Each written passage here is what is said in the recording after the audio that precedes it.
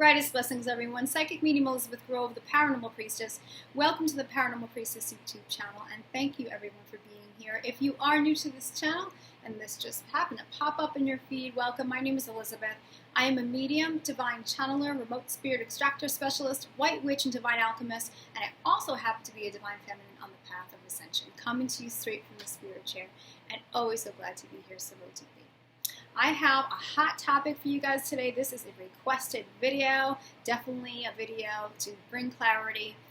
Before I get into this video, I just want to make just a brief announcement. Some people wonder if my work is only for twin flames. No, no, no. My work is for everyone. Anyone who I'm guided to work with, anyone who's on the spiritual path, who really needs that guidance, searching for answers, who wish to hear from their team, their angels, their archangels, their masters, their councils, even ancestors on the other side I'm able to bring in as a regular medium. I am able to do all of that. I'm also a light language practitioner, and I'm also into the paranormal, so I'm able to do remote clearings, which are very high conscious paranormal clearings.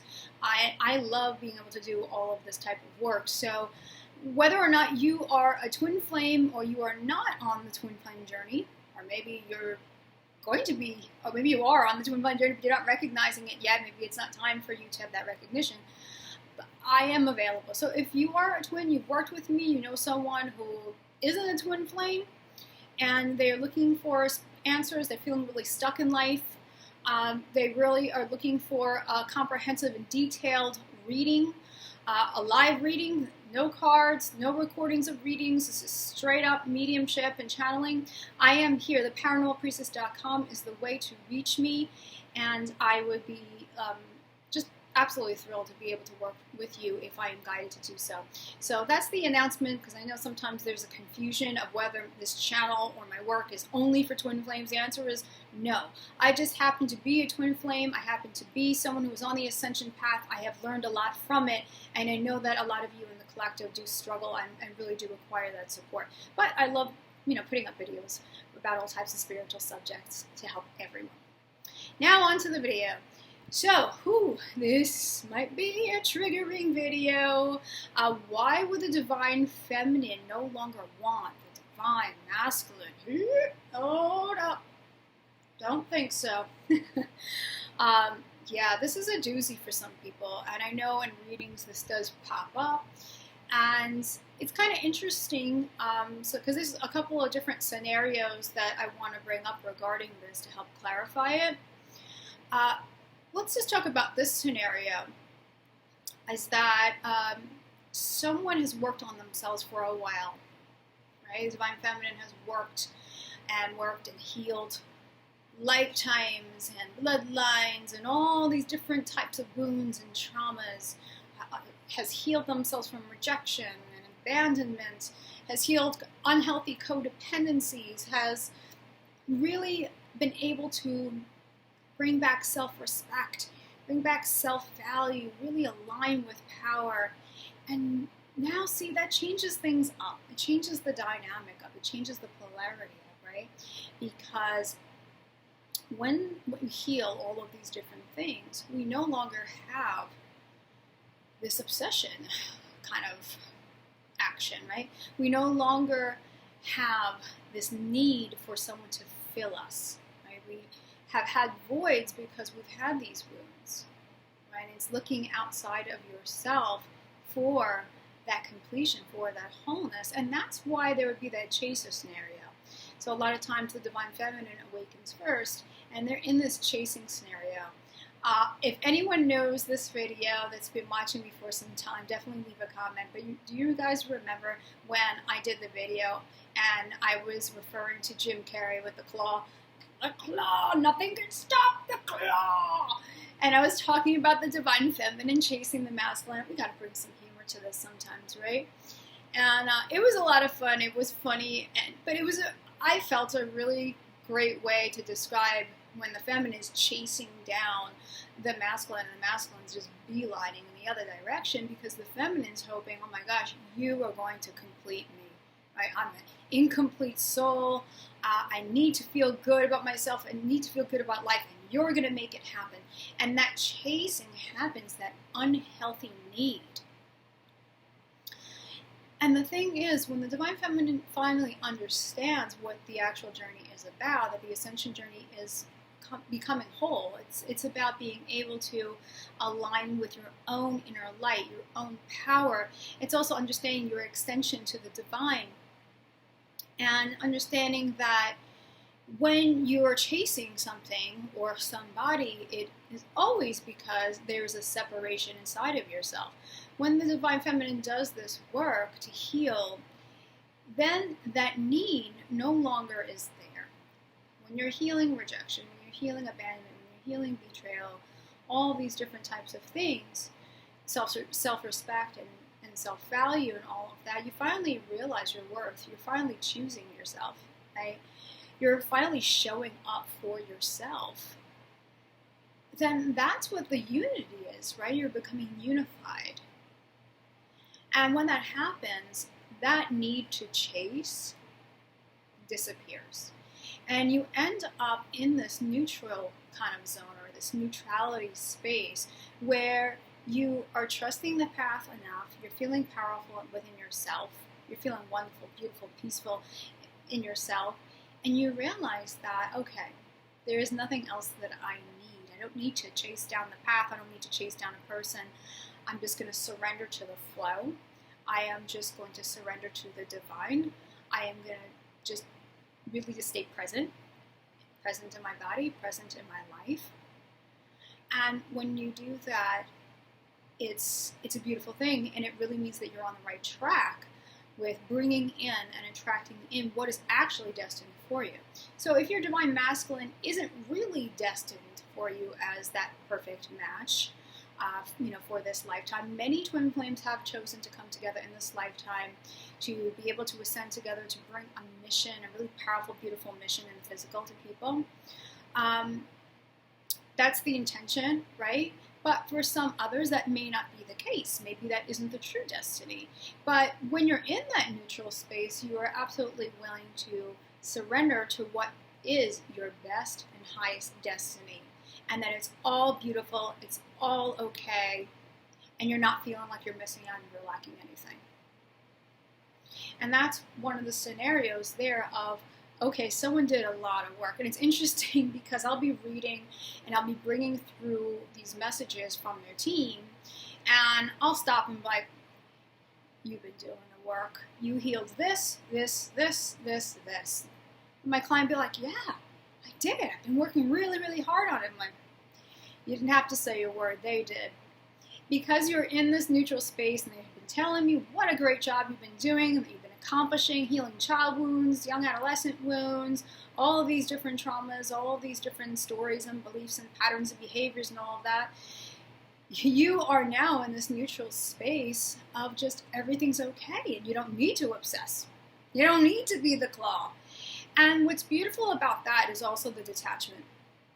And when that detachment happens, it's really allowing the best destiny to happen. It's really allowing a transition to happen.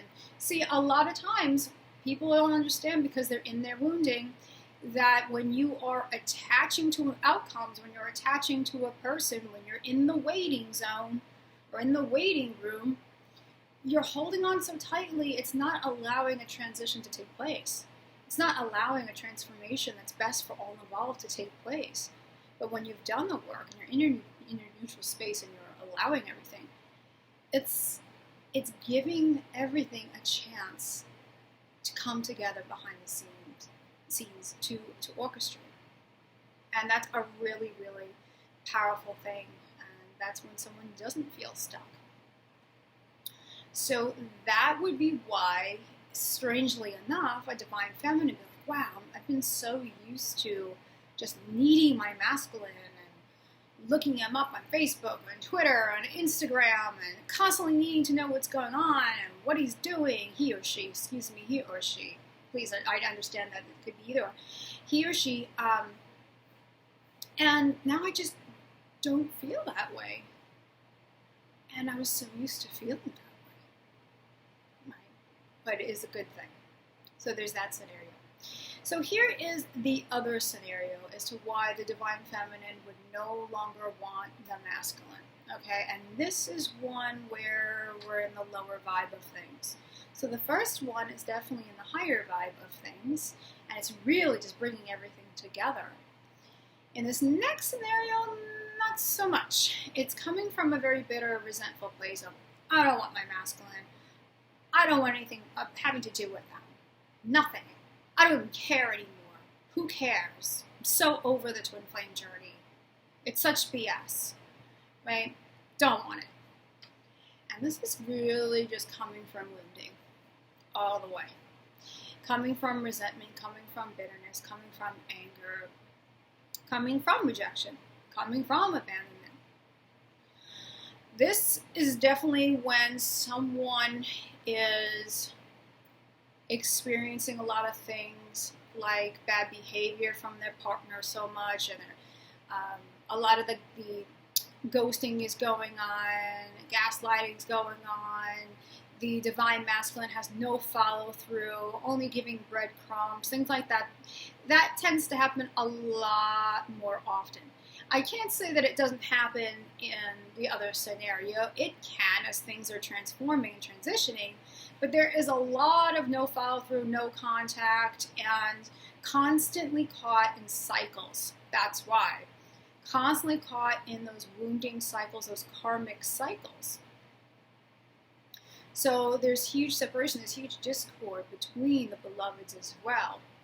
That divine feminine is just so sick of it.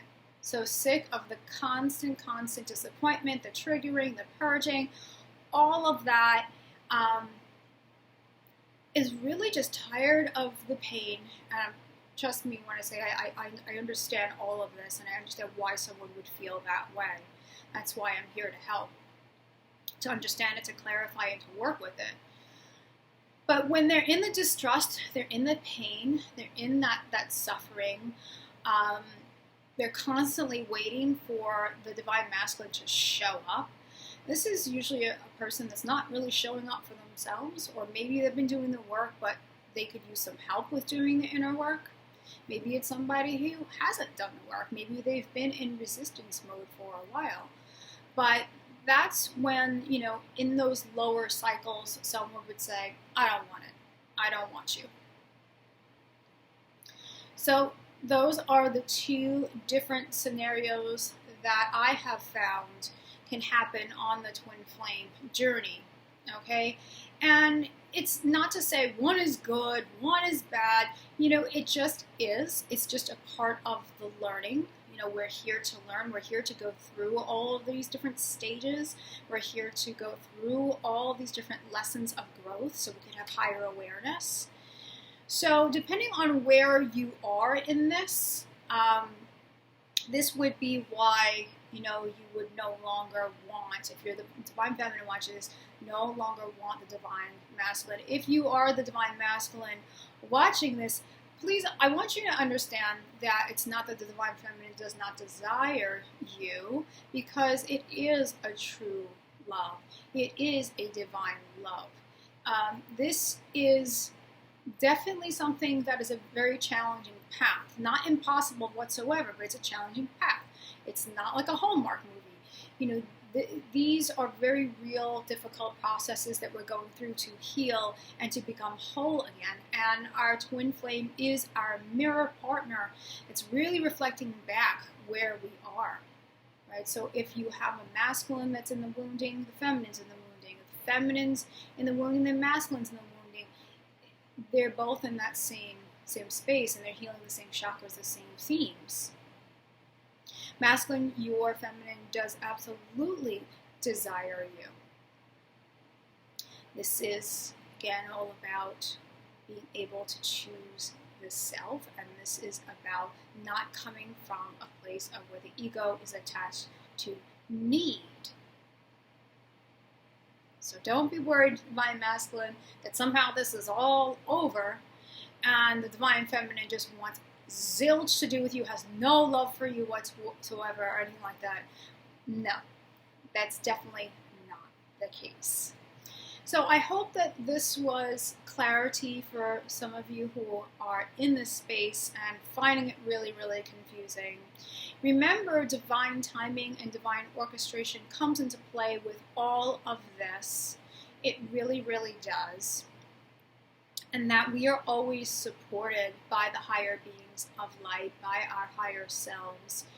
And, you know, it's not to be worried about when something is going to happen. You know, if there is worry about when something is going to happen, again, it's always going to come down to attachment. Right? It's attachment, attachment, attachment. So let me know if this video helped you. Leave some comments below. If someone else has a requested video, if it's something that you really, really are having trouble with and you would like me to do a video on it, and I have enough knowledge and experience where I can do a video on it, I would love to do it. Please leave me a comment down below and I'll see if I can get that video up for you. Thank you so much for watching. Brightest blessings, everyone, and remember, from the heart of the darkness is born the light. Take care.